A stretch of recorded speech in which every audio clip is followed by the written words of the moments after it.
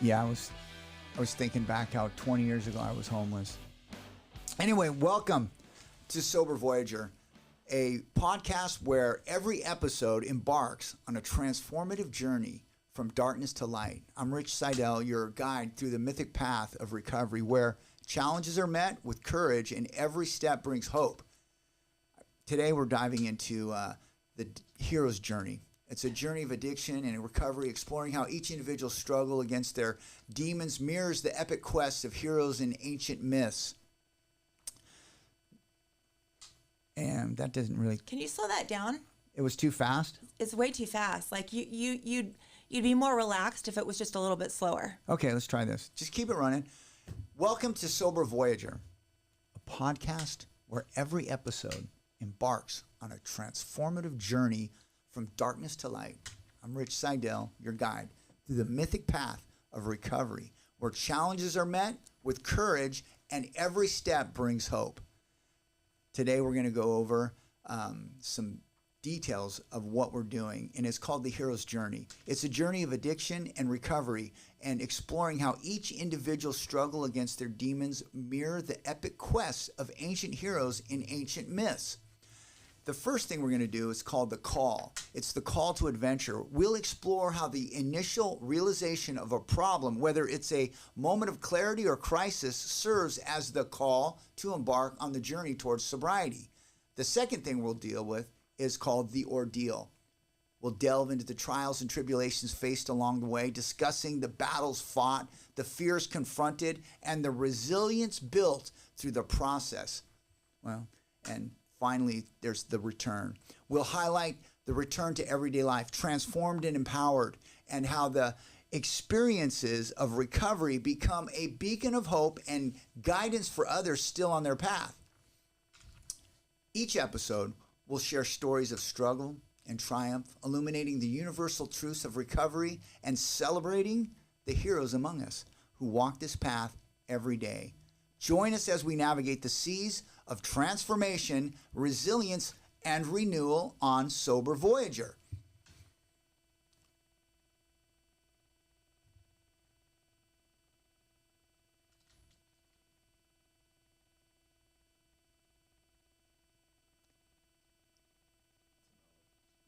Okay. As we close today's episode of Sober Voyager, we reflect on the journey we've undertaken. Remember, just as every hero in myth returns from their quest with new wisdom and strength, so too does every individual in recovery. The takeaways: 1, embrace the journey. Recall that the road to recovery is not a straight path, but a voyage filled with ups and downs. Embrace each moment as part of your unique story. Number 2, find strength in struggle. The ordeals faced and overcome are not merely obstacles, but the very trials that forge your strength and character. Trust in your resilience and support around you. Trust in your resilience and your support around you. Share your light. Your journey back brings light to others still navigating their darkness. Share your experiences, offer your guidance, and know that your story has the power to inspire and uplift others. Thank you for joining us on this voyage. Thank you for joining us on this voyage. If you found value in today's discussion, please subscribe, leave a review, and share Sober Voyager with those who may benefit from our shared insights. Until next time, may your path be filled with courage, hope, and the promise of new beginnings.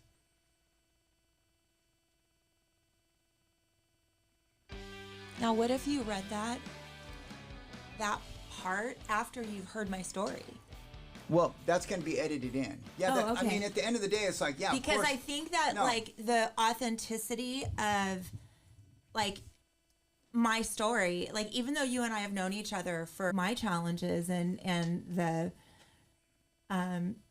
you know. I think the whole idea, like about like everything, like the Sober Voyager, is like you're on the voyage of sobriety and recovery and transformation and change. And the idea of what we're doing right now is to be able to, like, I have to read that a couple of times over and over and over to really get used to like even just reading that teleprompter. But the goal is like even now going live right now is to tell your story a little bit. We have an opportunity right now. That stuff can get cutted and edited and placed back in post production, and that's kind of the goal. Is like, but if you looked on the screen, did you see the intro splashing and stuff like that?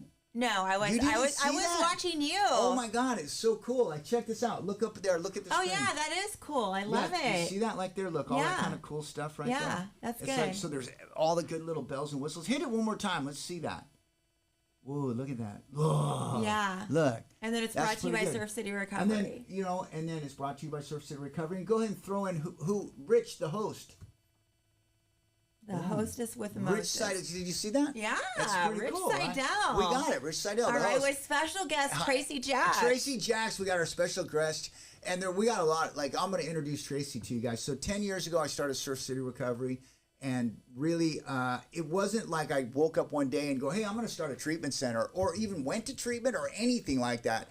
It's kind of like, if you haven't heard this story, it's kind of really like, and I've been telling this story for 10 years. And so I was working in, and I'll just tell this real quick. This is like my intro to you, really. But I had been praying and asking God, hey, what's your direction in my life? And I know what I wasn't doing was the right thing to do. You know, I started out doing mortgages and then loan modifications. Then I got in the short sale industry and real estate and just doing some things like that. And there was a couple other things I got involved with that I just didn't feel was my, it ended up becoming like a telephone sales thing where you're really just on the phone hustling people for money.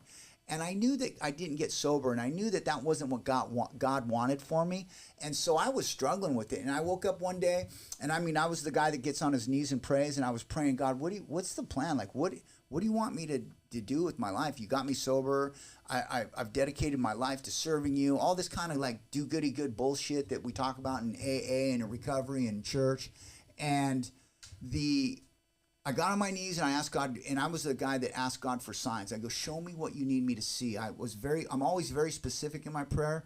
I know you'll introduce me to somebody, you'll show me what I need to see, and the door will open. Those are always the way I process my prayers to God. I'm very specific. I'm very meaningful in my prayer, and I ask for signs, and I ask for people to come into my life that God wants me to meet. And that's how I know when God's working in my life. And so I literally got up off my knees and said, I went into the office that day and I sent everybody home and paid everybody, sold the equipment. It was an office that I had. And I just went home and said, okay, I'm doing the trust fall. And like 3 to 4 days later, Tracey came up to me at the beach meeting and said, hey, I think you'd be good at running a men's treatment center. Mm-hmm. And I'm like, what's that? She goes, come to my office and I'll show you.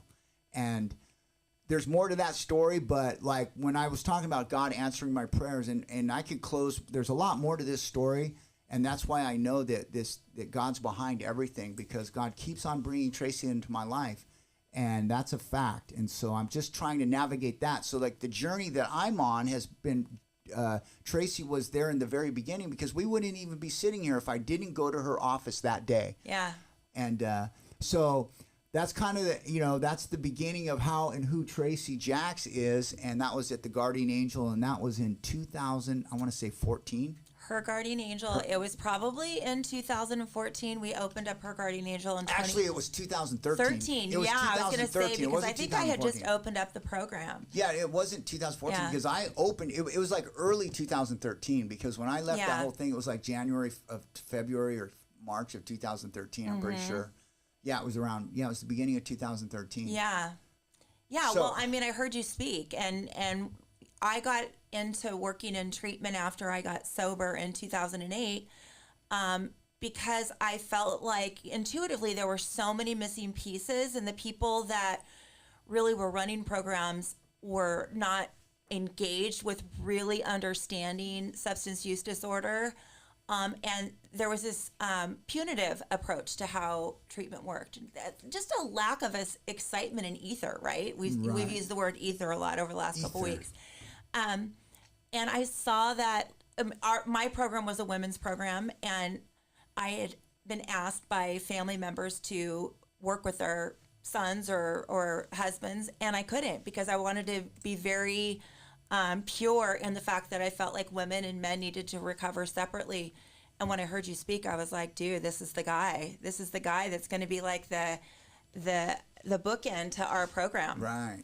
So, so yeah, you came to my office, and the rest is history. Yeah, that was like an interesting, like, and it's funny too because all my friends were there too. Like Robbie was there, and Gilbert was there. Right, like it was you like didn't even know, stuff. like we were so enmeshed in such a deep way. Yeah, that everybody was there, like dude, working on your property. Like I'm like, what's going on here? What are you doing here? What are you? We doing were here? expanding her guardian angel. Yeah. Because there was such a need. I mean, we had originally thought that we were going to work specifically with women in their 30s, 40s, and 50s. And we ended up opening it up to younger women because of the heroin epidemic. And I always said I never would, but I ended up falling in love with that particular population, which took me on a voyage. Right, the voyage, You the saw silver me on that voyage. Oh voyage, my god! right? So what was it like? That how did you like when like so like okay that was what 11, 12 years ago. When did you first get high? Like, what? How did you end up in a place where either A, you're passionate, like either people go to school, they get college degrees, they become a therapist, and they go into it, and they usually have, like, it's been my experience, every therapist I've ever come in contact with has got issues. You know what I'm saying? It's true, well, right? I'm not a therapist, So but you're I not do have issues. Okay, so yeah, so that's what. Let's get into some issues. Like, what is it that caused Tracey to go into this rabbit hole of like, I'm going to go into treatment? But before they go into treatment, did you go to treatment, or were you an addict, or how did you get into this place? Tell us that part my of your story's super crazy. Like, you go to meetings and you hear all these people talking about like the first time they take a drink. There's just this moment. I didn't have any of that. Yeah, keep the mic close to you. Oh, okay. I did not have any of that. My drinking history, I did drink a lot while I was in college, and when I first met my husband, we were partying a lot. But then I went to work one day, and my boss called me in and said, "Do you have a drinking problem?" And I was like 21 or 22 at the time. Mm-hmm. She said she could smell alcohol in my breath, and that's all it took for me. And I was like, "Oh, I don't want to ever present this way." So really, I was a normie from that point on until I started going through my divorce in, that was in 2004. You know, you obviously don't walk in and say, after I've been married for 16 years, the marriage is over. There's all of these precipitating events that take place that kind of put you in a position where you know that the marriage is over. So from the time that you were introduced, whether your boss kind of called you out on some, like, smelling like alcohol, were you drinking? Oh, I was drinking, yeah. Okay, my husband so and I were, he wasn't my husband at the time. He was my fiance, but Right. we would drink and you know, we did a lot of fun stuff at night. Right. You know, we were newly together, so it's always more fun, Late right? You night think sex partying. is always better when you're drinking and, and having a good time. Yeah. I was not a big drug addict. I had experimented with cocaine while I was in college, but my soon-to-be husband at the time hated drugs. So he found out that I had been using cocaine and said, "If you ever use it again, I'll leave you." So I stopped. I didn't have that ism at that stage. Right. But that's where I always thought like my story was really irrelevant, right? Because my stuff was so easy. Like when I decided to get sober, I got sober. Well, I take that back. I mean, I was in and out of AA for a few years, but I wasn't really serious about it. But once I like fell to my knees and said, "God, I can't take another day of this. Please remove the obsession," it was lifted. It was absolutely lifted immediately. And that was back in 2008. So I thought, God, that's the end of my story. How boring. I became really super spiritual. I loved recovery. I started working in treatment. But, you know, God had a different plan. I don't know that so much it was God's plan or it was my lack of faith in God that, you know, the journey shifted, and it went from this beautiful experience where I got to meet special people like you, Rich. I had so many of those people coming into my life to other types of people coming into my life because my faith disappeared. And I think the last 4 years of my sobriety in that stint, I was dry. I was dry as a bone, and I had started putting some really unsavory people in my life. And I ended up going on a very painful, dark journey for several years. And then alcohol really became your master. My master. Yeah, you know, it's interesting. I think I was wondering, like, because a lot of times there's this lifestyle thing that goes along with the drugs and the alcohol and dark people, to be honest. Like, how do you see, like, when you kind of look back at your life and you go, hey, I was this mom, you know, I had a job, I got married, president. PTA president, Dude, right? You were the PTA president. Drove a Volvo, wore plaid, the whole nine. Yeah, Cheer mom, that was cheer me. Mom. Yeah, cheer mom. Doing all that stuff, and then and what like when I look back, even myself, I chose a certain group of people I wanted to be with, and I looked at these other people. I go, you know what? I don't really relate to them. I still have a hard time relating to them. Yeah. And it's just simply because at some point in time, I made a lifestyle choice that kind of thrust me into this element where there was people, places, and things that were dark. And I was actually a good kid growing up. Right. And for me, the unfortunate part is like my darkness, my thrusting, I put myself in a position with that group at a very early age. So I went down the path early in life. But what do you think, like, when you really, if you're out there talking to somebody's parent or, you know, who's got a child or even a child that you're dealing with, some adolescent or even a young adult, do you ever like stop and think, okay, I can see a pattern here that has something to do with, like on a voyage, like you come across passengers on a ship. And I kind of love that. The name of the podcast was always kind of weird to me, but then I started looking up these things about a voyage. And, you know, when you embark on a journey, you come across people, you get in different vehicles. Yeah. And you become part of what's going on. If the ship is doing this, you're doing that. If the car is doing this, you're doing that. Wherever you're going with whoever you're with, you kind of end up going in that direction. Well, and you know that I crashed and burned with some really dark people. So what point did you go? What happened when you're the PTA president, everything's going good, and then all of a sudden you start going, did you have tattoos back then? I did not. You did not? Not even a nose piercing. Not even a nose piercing. Yeah. Now it looks like you got tattoos and plenty of nose piercings. I'm covered in tattoos. I have a nose piercing. This is more of who I am. Yeah. Because I was always a super creative person. I think that I got into a role that was expected of me because of the type of family that I was raised in. Yeah. And it wasn't really, truly, authentically who I was. So by the time I was about 35 years old, I was so fucking miserable. Yeah. And my marriage was, I mean, we were 21 when we got married, and now I'm 35. I'm a totally different person. Right. And I've had the giant house and the cars and the trips and the pool and I've checked all of those boxes, but inside I was so depleted. And so I made a choice that, you know, like, I ended up having an affair on my husband, and I literally knew. Right. You talk about going on a voyage. Yeah. So I had started going out with one of my girlfriends to Pechanga. We lived out in Temecula, and I was going out to Pechanga, and I met this guy. Oh my God, covered in tattoos, dirt bike rider, absolutely gorgeous, 10 years younger than me. He was that living on the edge thing that I was not able to experience because I was a straight-laced mom, right? Right. And so I got right up to the edge. And the first night that I ever went out with him, he asked me if I wanted a bump.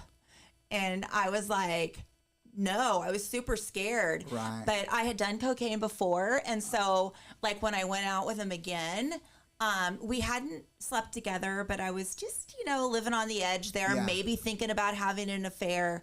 And at the time, I was a stay-at-home mom. Yeah. I played on a tennis league. Nice. I drove a Land Cruiser, and we had a Mercedes. I mean, literally like this textbook, like suburban mom, right? Yeah, yeah. And so I was at the gym. I worked out all the time, and he calls me, and he asked me over for dinner.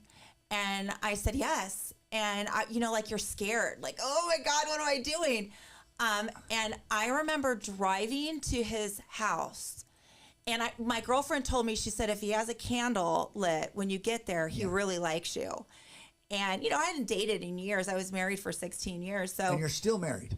Oh, I was still married. Oh. Yeah. I told my husband I was playing in a tennis tournament, and I took a change of clothes. I left in my tennis clothes, had a change of clothes, went to Corey's house, and he opens the door, gives me this big hug and a kiss on the cheek, and he has a candle lit. Oh. And so, anyway, but on the way out to Corey's house, he was in Menifee and I was in Temecula. I remember God saying to me, if you do this, your life will be forever changed. And Norah Jones was playing on the radio. And I just remember like consciously, like the earth moved. It changed for me. I stepped on the gas. I wanted my life to change. Right. But what I did to my life and to my children's lives by making that decision, overwhelming fear. You know, as addicts and alcoholics, we're driven by 1,000 forms of fear, right? Right. And so for me, I went from my parents' home to being married. And now I was going to be on my own for the first time. It was terrifying. And alcohol was my crutch. It was the thing that allowed me to go be social in environments where I was not familiar. You know, I'd never done the dating thing. I mean, I was in college, met my husband at a party, and, you know, like I didn't have any of those experiences. And so that was just the precipice of something really fucking gnarly that was about to happen. And so I started doing coke with Corey. My life was falling apart. I knew consciously, I mean, this was only months of being this crazy, out of control mom. But I mean, God was really still with me because I was very faithful. And God basically said to me, you know, like, if you don't get sober, you're going to die. I was starting to do cocaine at work. I had a really good job. At that point, you know, when I left my husband, I went back to the healthcare field that I was in while I was right after I graduated. And I knew that it was the end. And so I put myself in treatment. Okay. So that was the first move. And what year was that? That was in 2004. 2004. Okay, got it. Okay. Went to treatment, was there for 30 days, thought I knew everything, insisted that I did not have a drinking problem. I had a drug problem, and it was cocaine because I was outsmarting it. Mm-hmm. Cocaine is an addictive substance just by nature, which you can have a physical dependence to, right? So if I stopped that, everything else was going to be fine. I stayed sober for 4 months and then relapsed and stayed drinking for another couple of years. I found a social group that I could, this was the Lake Havasu crew. We were the river crew. Right. And I partied like a fucking rock star. I mean, $1 million boats, the whole 9 yards, private planes. That was my weekend life away from my children. And then I'd have to come home and try to be a single mom. And I fucking hated myself. And it was such an empty world. So I took sobriety seriously in about 2008. And that's kind of around the time, you know, you and I met when I had a few years of sobriety. And I was doing great. Life was good. I was super spiritual again. Great mom. Life was amazing. Had my own company, was still doing the healthcare thing, making great money, lived in downtown Huntington Beach. And I guess that, you know, that just wasn't enough for me. I had to fuck up my life one more time. Right. And this time it got worse, just like it always does for us. Yeah, they call it, you know, it's like we have a progressive disease. So it just never gets better. It just gets worse. Oh. And it's like, unless you do, like, I feel like for me, I get to sit around and I watch everybody kind of go through the cycle of addiction and emerging out of a spree remorseful. Like the book says, it says that in the doctor's opinion of the big book, Alcoholics Anonymous. And until we like start working the steps and have that spiritual awakening, we repeat the cycle over and over because we start obsessing on, then that's where the thing, lifestyle, the obsessing on lifestyle seems to be, and I just know this from my own personal experience, because before I ever became an addict or an alcoholic at any level, I was obsessing on a lifestyle that wasn't the person that I was. I wanted to be somebody different. So I wanted to look like that person. I wanted to have what that person had, because what I had wasn't good enough. And so I started obsessing on how am I going to get that? And then I saw people doing certain things and living a certain way. And that's where the journey really starts for the addiction lifestyle, is because, like you said, you're a house mom and you're trying to escape who you were. And you found it in Corey. You found it in the alcohol. You found it on the weekend getaways. And then you've got this other life that you're like trying to balance over here, and you're feeling guilty for it. Oh, God. You want to, like, every single day of my life, because even though I was just like partying like a fucking rock star with cocaine and, you know, mounds of it on and you know, this, the 80s, the 90s. sandbar. Yeah. The sandbar. Yeah. This is the 2000s, right? Oh, in 2000. Yeah. Even. So, I would come home. Now, if you can imagine coming down off of cocaine, a 3-day bender and tons of alcohol, and then you got to go be a mom and you got to work, right? And I didn't know about Xanax. Sheesh. I didn't I didn't know that about that because they didn't really have Xanax. Back then, it was like Valium, wasn't it? But I never had the soft come down. Like I just came down hard. I know right? what that's like. I did that. It's And like living hell. It's like the gnashing of teeth. You're just like putting blankets up over the windows trying to get to sleep. I just Do you remember, wanted like, to kill those days? myself. Like I remember, swear to God, one of the things was always like blankets on the windows. Like you just had to black out the all the light could not come. It was like being a vampire. You just had to like black out the curtains. I couldn't. I had to get up and go to work and take my daughter to cheer practice and take my son to karate. God. Oh my God. And make sure they got to school and pick them up. And I had to do all of that. Wanting to die. Yeah, right? That's crazy. And so I finally had enough, right? Because the dichotomy or the conundrum of this entire craziness, it had to stop. I knew it because I had something to compare it to. How did you hear about treatment? Like, how did you know? In like 2000, so you went to treatment that first time? I went to treatment. I ended up going to Cornerstone in Tustin, and I mean, I just wanted to argue with them. At that point, you know, I knew more than they do. I had a new pair of boobs, and boy, I was going to show everybody about it. Yeah. You know, I was in treatment and I was sick, right? Yeah, yeah. And so they had to bar me from the men's house. Like, you know, I was very promiscuous. Just, you know, a lot of unhealthy shit. I wasn't serious about it then, but when I got sober in 2008, I went to 90 meetings in 90 days. I got a sponsor. I worked my steps.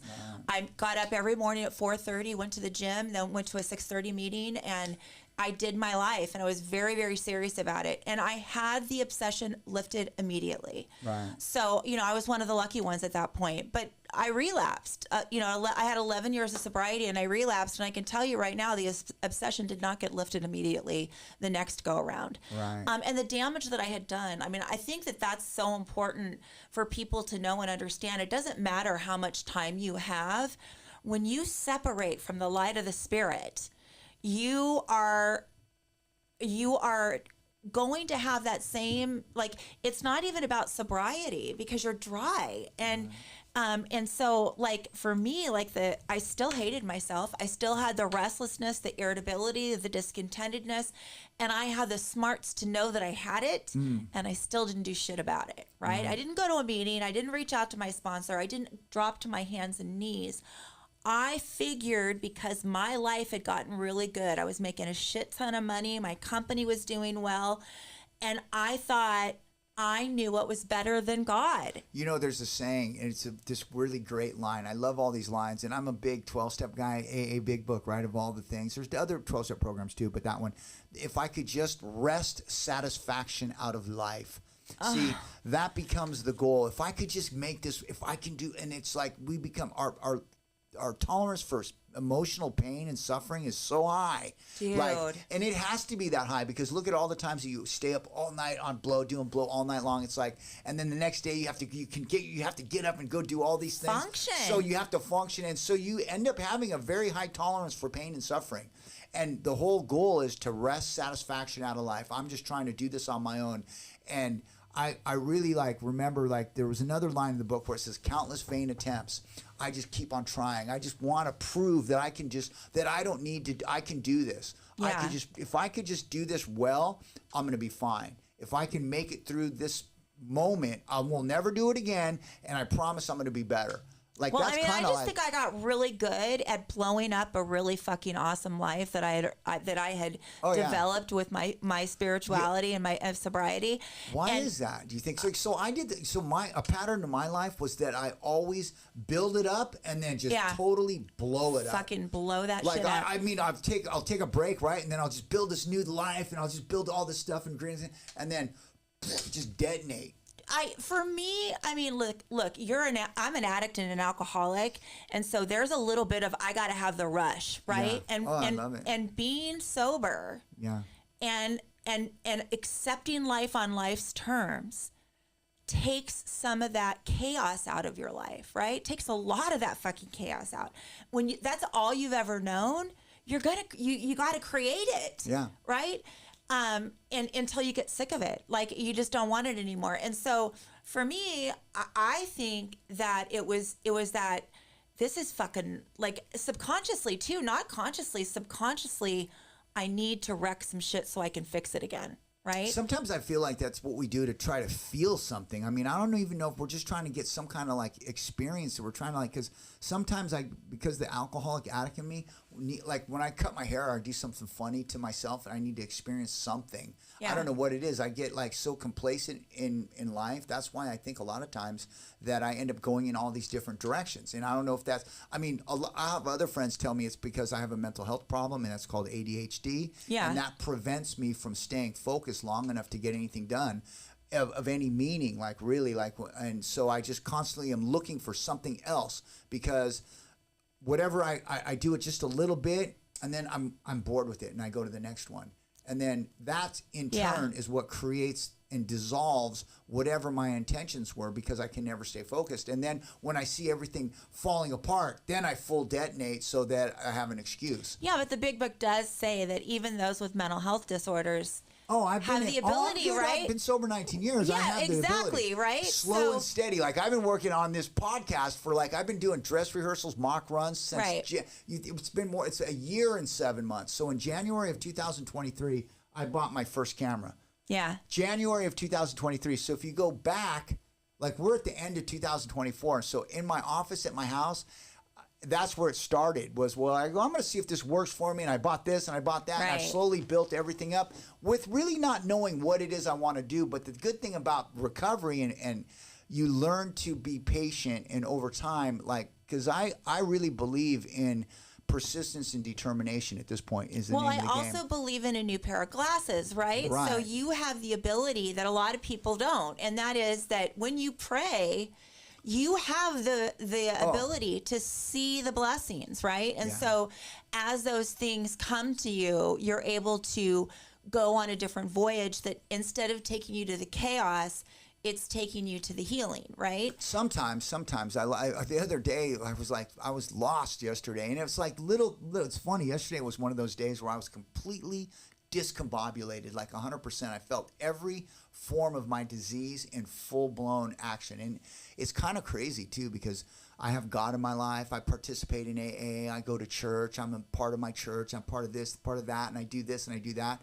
Yet I find myself sometimes completely discombobulated. And this is the scariest part about being an addict is that I've got, and you know what's in front of my desk right now? This is the daily reflections that I got sober on, and this is my big book that I got sober on. Right. And it helps remind me of what it is and where I need to go back to. But when I'm in the moment, I don't think of it. No, you don't. I don't see it, and it's like I can't draw it. And I want to sit there in the pain, and I want to just feel sorry for myself. Or I want to sit in the fear, and it's really, I don't know if it's something that I need to do to experience something, to feel something. But I think again, it's like that. Our minds are trained, and you do know that we do. Like, I don't know if you believe this, but I believe that energetically there is a connection, a connectedness to everything, right? Mm-hmm. So there was a full moon, and. Yeah, and this whole last week was full moon. It changes. These things are bugging me. I had to take that it off. Changes how we can respond to certain things, right? Yeah. And I think that the difference between the person who doesn't have the tools that we have today, and the tools that like you teach in your program, which is a step further, and that's understanding mindfulness, right? It's almost going into acceptance is the answer to all of our problems, right? So in that moment when you know that you're a bit off, you have the ability to say, but that, fear isn't fact, right? Craziness, that doesn't make it real. It just makes it how my brain is perceiving it today. And so you were able to say, you know what? Instead of getting caught up in it and starting to react to it, you calm down, right? You put yourself in a position of this too shall pass. And I know I'm talking about all these little like cliches in AA, but God, they're so fucking true. Yeah. And well, one of the things is like learning how to apply. Like, so one of the most important parts of recovery is like there's all these great tools that we have, but if we don't know how to use them, when to use them, and how to apply them when it is most appropriate, that's when we find ourselves in trouble. Yeah. And I remember I hear this guy always share about stuff like this, and because in a lot of times the secret to success in recovery is commitments. Just getting commitments at places and knowing where to go and being a part and serving other people. And it, it's funny because I want to be able to say, oh yeah, here's a tool that I pulled out yesterday that helped me get through it, something that I learned in Alcoholics Anonymous. Now, I did go to a meeting. I did have a meeting. I do a book study on Tuesday nights. So it just happened to be that last night was Tuesday night. So I was able to get together with my boys and share how I felt. And I got to sit earlier prior to the meeting. And one of the things that is the most important part about recovery isn't so much sometimes it's not the steps, it's not God, it's not that. You know what it is? It's human connection. Yeah. It's two people talking to each other about how they feel. Because if they don't, what happens? It compresses and they hang on to it, and it doesn't get it, and then it erupts. But when you have like people that you go, I really feel like shit today. I really feel lost. I've just gotten divorced. It's been a year. It's been not quite a year. And I'm still having this struggle and this pain. And it is, in a way, I thought, yeah, I'm going to just like, sometimes I look at that and like I'm going through that right now. And I feel like I keep going back to this sense of loss that I'm having. And not just the loss of the person that was in my life, the whole life that I was creating with them. Oh, God. Even though, and it was like, I knew it had to happen. There was certain things or certain elements that weren't going to change, at least on their part. But I was trying, and I felt like I was really changing, and I feel really depressed over like how it all ended. And it's like, that's what's bringing me down. Like, I got all this stuff going on, and it really is one of those things. And I was sharing about this with Dave yesterday and a couple other guys, because it does, I don't know why, I feel like they don't care. Yeah, They're but it's normal. Like, can you imagine if one of your clients had less than a year out of a divorce to someone that they loved and spent, like you and your spouse had, it's not like it was 10 years of hell. It was 10 years of good 10 stuff, years. This right? whole company we built together, like, you know what I mean? It's like, and I feel like, so I don't know what how could you not feel a loss, right? If you were observing someone else experiencing that, you would be like, dude, like, that is a normal, like, you need to experience that grief, that loss. Yeah, but you know what's fucking crazy? There's like, I feel like in my mind, I'm thinking, she's not feeling this way. How do you know what she's feeling? I don't know, but in my mind, that's what my mind's telling me, that she's busy after everything. What does the 4 agreements say? Don't assume anything. Don't make assumptions, don't dude. make assumptions, like, and who cares what how she feels is none of your business, right? But the point, and my point is just even talking. So, like, the healing that I get is just even sharing this with you right now, because it's something apparently that I still need to process, and that's the benefit of having recovery and fellowship is the human connection, and that is one of the things. There's another line in the big book in Bill's story, where.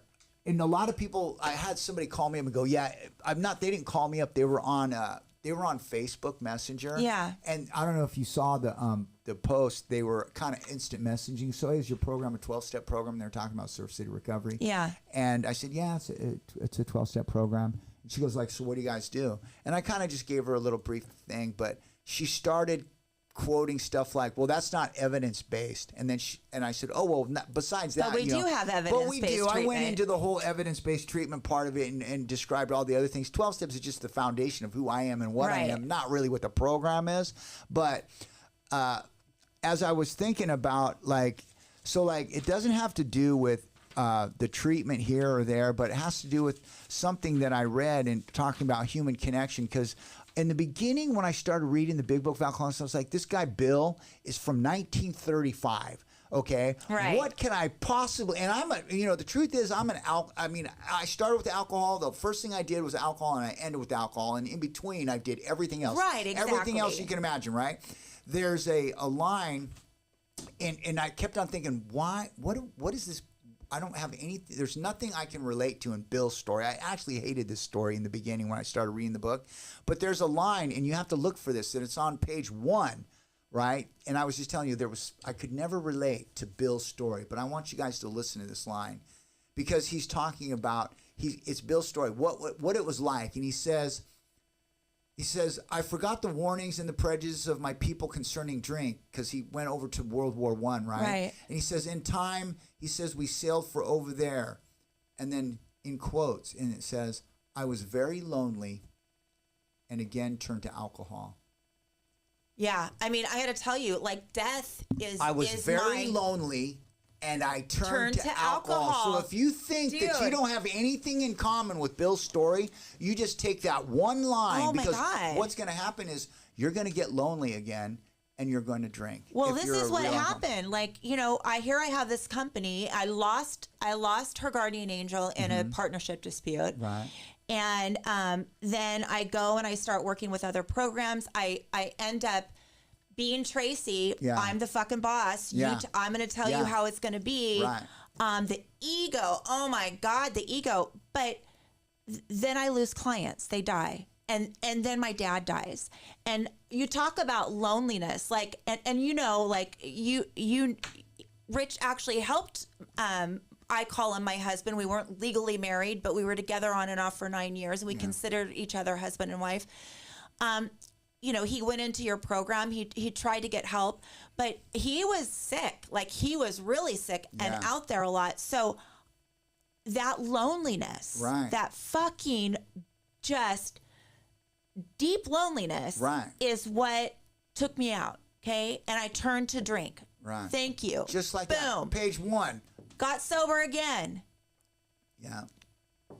My husband dies. Yeah. And talk about, I mean, now it really is going to be my best friend. And I climbed in a bottle, and I'm telling you, I was drinking a handle of Fireball daily. And this is the PTA president. Yeah. This is the Sunday school teacher. Right. This is working, stuffing alcohol in, because I worked from home. I'd sit in my bed and I was doing sales, and, you know, just checked out, could not experience the sadness. And, you know, I'm coming up on Ryan's anniversary of his death on August the 6th. Yeah. And I noticed in the last few weeks, this loneliness starting to come back. And and I had to remind myself and be kind to myself 100%. that this was an experience that I had in my life that will forever give me that sense of loss and loneliness. But it doesn't have to put me back in a position of complete and utter surrender to the disease, because you know what? I have this overwhelming joy and happiness. Right. Like, you know, I just went to Europe for almost 3 weeks. Oh, yeah. And I remember towards the end of my trip, my niece was like, oh, don't you want to stay here forever? And I said, no, I want to go home to my life. And, you know, I love my life today. And so I have to be able to experience that sadness, that loneliness, because, you know, life is about feeling. Right. We're going to have it. But because I'm sober, because I have great people in my life today, I'm not a super social person. So I don't have tons and tons of people around, but I have good people around today. And I no longer allow myself to open up myself to the darkness. Because that's a good point. I'm glad you brought that up, because you know what? I think that's like one of the things that you're going to have to, like, yourself, like where you're at and like where everybody's at, is like sometimes we get comfortable saying, okay, you know, I have this, that, I want this, but sometimes there's some changes that I think that have to happen, right, in order for us to progress in our recovery. Just like the disease is a progression to disease, meaning that, you know, I started with alcohol and I start with this, and it really starts with the obsession over a lifestyle, a guy, a this. I don't want my whole life. Then he the was alcohol my drug comes of in. choice. Yeah, right, exactly. Guys are your drug of choice. That's actually a thing. That is a thing. And then the alcohol and drugs went along with it, right? Yep. And the lifestyle, and then it becomes, it all of a sudden takes over, because it has a physiological and biological effect on your body. 100%. And that's how, essentially how once you become an addict, it hijacks the midbrain, and it no longer becomes, I need food to survive, I need anything other than the alcohol or drugs. Right. But what has to, like, I feel like for everybody, one of the things that the progression of recovery is identifying the areas that we have like flaws in our character or in every area that they're called shortcomings. Right. So one of the shortcomings may be, look, I'm not a social person, but maybe God wants you to be a little more social. I know he's like, what I'm saying is like, you're like, yeah, no.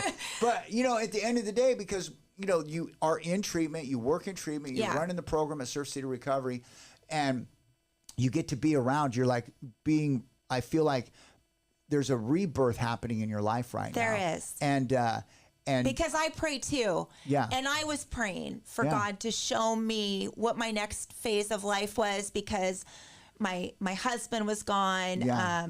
My need for relationships had dissolved, and I really am. And my kids are grown now. Yeah. And so this is a new stage of my life that I, for the first time in my life, am not gripped by that need to have love, a partner in my life. I am content and happy with just being Tracey Jax and learning more about who Tracey Jax is. And so you're right. Like, this is a new stage of my life, and it, of course, I've had a lot of sadness on that voyage of relapse and company losses and business losses and people losses and lots of loss over the last 10 years. But I part of, like you said, you evolve too in your recovery, and I'm in such a beautiful, loving you're in a place space right now where it's like you're trying. There's always going to be something revealed to you, like right now, and hopefully, like the goal, even on this podcast, what we're trying to do is get to a place of like the things that when I was like, I don't know, the takeaways, finding strength in the struggle, trying to like take a look at like embracing the journey, recalling. But I want to say this, and I don't want to. I want people to know that watch this. There was a time when I could not embrace the struggle. I didn't have the strength anymore. Right. I couldn't. That like we get really good at overcoming all these things in our life. I wasn't good anymore. I became physically very, very ill. I put on about 100 pounds and just hid in my room and isolated. And even though my faith, like I felt so dark, like I couldn't connect with God anymore. Like there wasn't anything there. As much as I tried, I couldn't bring it in. Right. But little by little, Well, I mean, that's what I was saying is that it says like the journey back brings light to others still navigating theirs. And it's like you're coming back into every time there's always some new growth, some new awakening that's happening. Yeah. I feel like you're in an awakening. I'm in an awakening right now too. Surf City Recovery's in an awakening right now. It's there's just been these challenges. And I think like for the people that are watching the show, listening, we want to connect with people. We want to bring the light to those people. We want to bring recovery to those people. We want to bring our energy and our spirit and show them what we're doing and how we do it. Because I think that that's what we have to, like when I was talking about the human connection, is really having like for me, like I'm doing this because I have a treatment center. Like one of the main things, I do this. Well, that's not really the reason why. Because like I said, I didn't get into the treatment business because I was getting into the treatment business. No. I just got into it because God put it in my path. It had nothing to do. I didn't wake up one day and go, hey, I want to go to this. That's not how it happened. I was like, what is this? How do you get paid? You go, insurance companies. How do you get paid by insurance companies? You go, I'll show you. And then, so along the way, along the journey, it's about all I've discovered the last 10 years that we've been in business, going into our 11th year. We're going to, at the end of 2024 will be a solid 10 years. So we're hoping to, between now and the end of 2024, to just bring ourselves back and build ourselves up a little bit more. But it's about the human connection that we can bring to those people that are still suffering out there, being the light. I've had a long-term run in recovery, and you've had all these challenges, but guess what? It is relevant to everybody out there. Like our stories, like especially being the soccer mom that ended up with, that's a great message. There's people out there that are going to say, oh my God, that's fucking killer. That's me. Like, I don't even want to admit that, It's like there's people going through that right now. There's somebody in their car getting ready to go do what you did to your life. Yeah, and they don't haven't do done it. Yeah, but that's going to happen. You know what? Like right now, that is, it's so crazy because that moment is happening for somebody right now.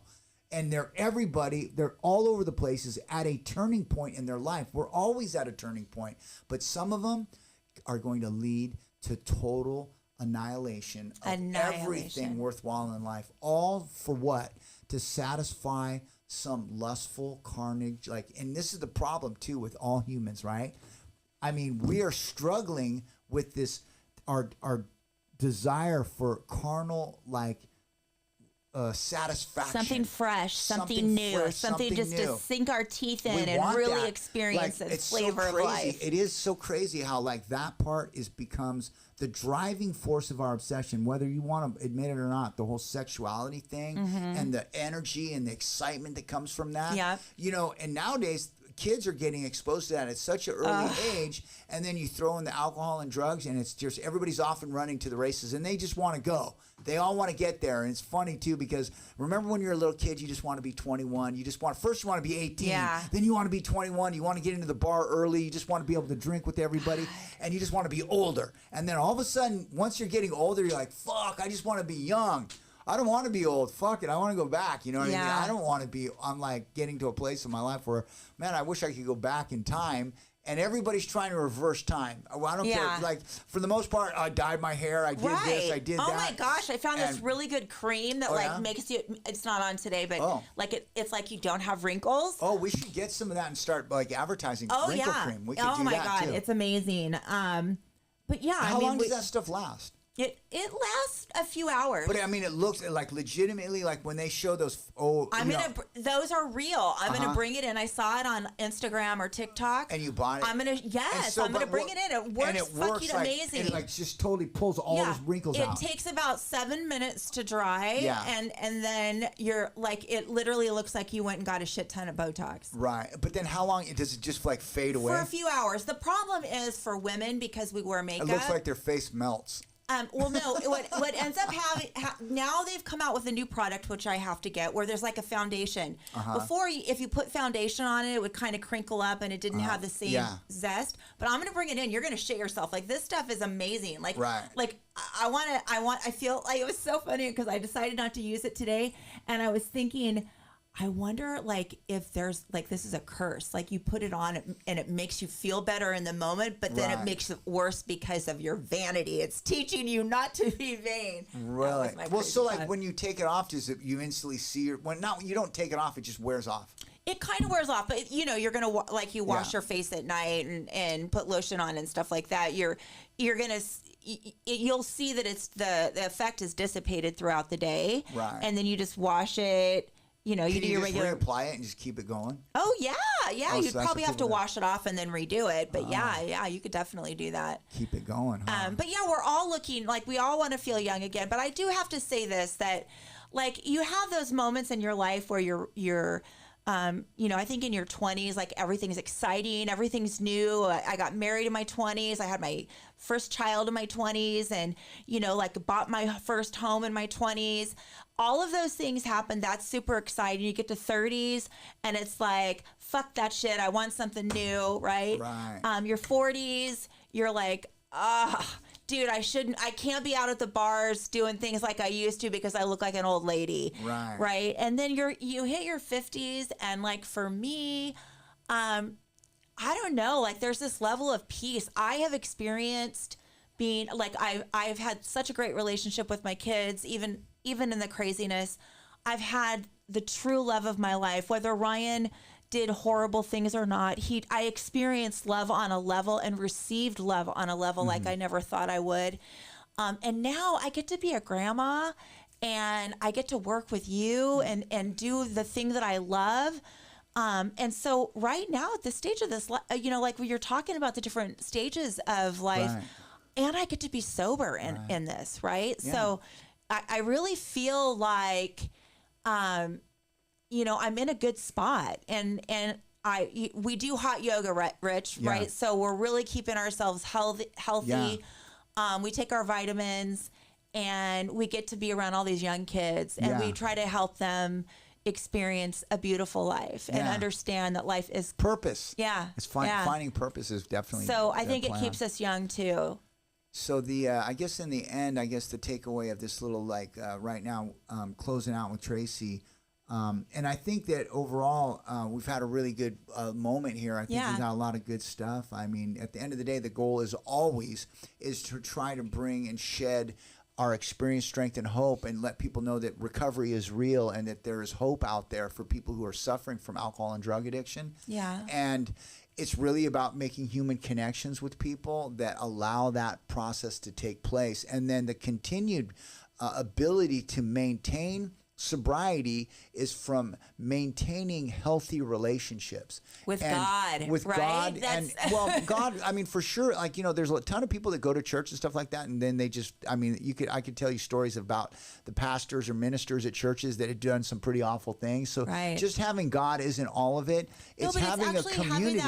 But it's the community, and this is the thing about for the people who are out there right now, is like the most important thing, whether it's with us or with anybody else, is if you're alone and you're drinking or you're like out there and you just know, like, one of the things that always happens is you know you want something different. You just don't know how. You don't know who and you don't know where. And that's where this comes in. And shows like this right here is to help people find a place to connect with.